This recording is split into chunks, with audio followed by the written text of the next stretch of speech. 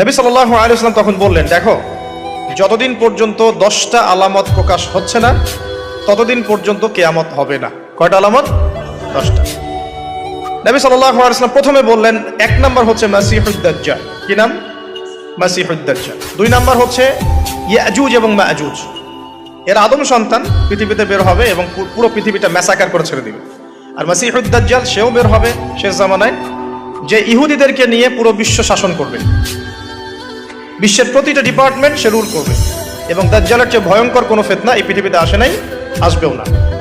প্রত্যেক নবী তার কওমকে দাজ্জাল সম্পর্কে সতর্ক করেছিলেন, এমনকি নূহ আলাইহিস সালাম পর্যন্ত তার উম্মতকে দাজ্জালের ফিতনা সম্পর্কে সতর্ক করেছিলেন। নবী সাল্লাল্লাহু আলাইহি ওয়াসাল্লাম বলেছেন যে তোমরা যদি সূরা কাহাফ তেলাওয়াত করো, প্রত্যেক জুমার দিন সূরা কাহাফ তেলাওয়াত করো, অথবা সূরা কাহাফের প্রথম 10টা আয়াত, শেষ 10টা আয়াত মুখস্থ রাখো, ইনশাআল্লাহ তাআলা মাসিহুদ দাজ্জাল তোমাদের কোনো ক্ষতি করতে পারবে না।